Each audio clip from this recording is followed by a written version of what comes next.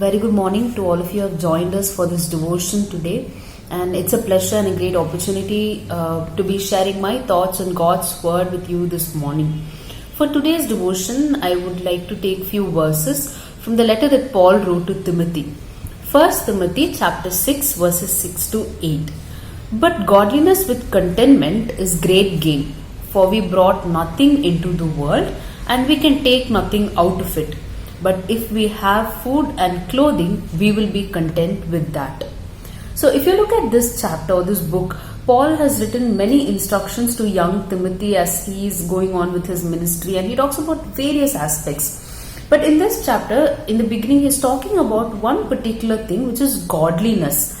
And Paul talks about two kinds of people who perceive godliness in different aspects. The first one being people who perceive godliness as a means of financial gain. And the second one is godliness with contentment. Okay? So when you're looking at this godliness with contentment, is something that Paul is encouraging young Timothy to follow and abide by in his life as he goes on. So what is this godliness with contentment? In the later part of this chapter, you can look at him saying that, we brought nothing into the world. We take nothing out of it. So if you just have your food and clothing, be content with it. Now, it looks like a very simple instruction to follow. You have your food for today, you have clothes, be happy with it. But practically, if you think about it, the human mind, we always want more stuff. We want to achieve more things. And sometimes we complain, we're not really happy with what we have. So it's not really practical at every point to be contented. But that is something that Paul asks us to be. He says, as godly as you are, you have to be contented, because that is a great gain, is what Paul is telling. So I just want to dig a little deeper into this contentment and find out what is it. Like, how do I know if I'm content or not? What are the criteria that I have to check in order to find out if I am contented and if I am as godly as I think I am? So in the book Chasing Contentment by Eric Raymond, he pens down in a very elegant manner 4 important points of contentment, which he says what contentment is about. The first one being, contentment is inward. That is, contentment comes from within you. It cannot be forced onto you. Despite what your external circumstances are, you have to be contented, because contentment comes from within you. And a wonderful example of that would be Paul and Silas from the Bible, where they were in the lowest point of their lives. They were in prison. They did not know what was going to happen the next morning. But Paul and Silas were contented to a level where they were able to sing praises to God. And the rest of the story, what happens. But my emphasis on the contentment that they had despite the external circumstances. And that is something that we are called to have as well.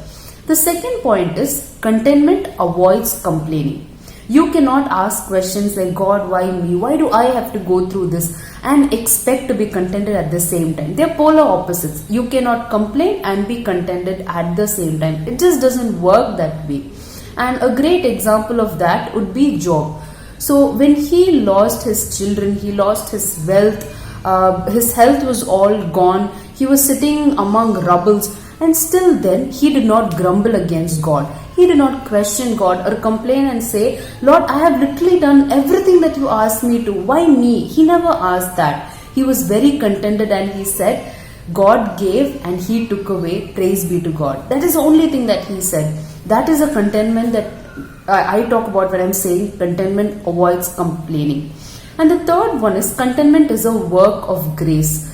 It is not something that can be developed like a habit, or it is not something that can be bought, or it cannot be sought after. It is a work of grace. When God's grace is within you, you are contented. You will be contented. And you can see that in the life of Abraham.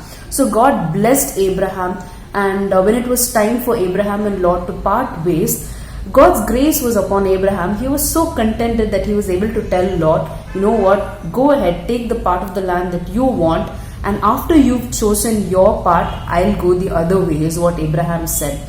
And that is the contentment that you'll have when you have God's grace within you.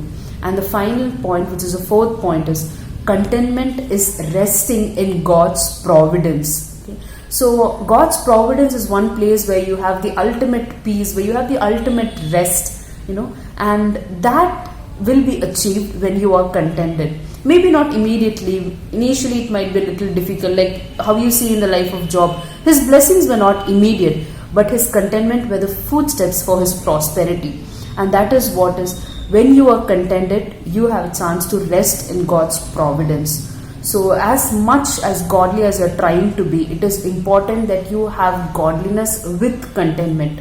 Once again, quoting the words of Paul, godliness with contentment is great gain.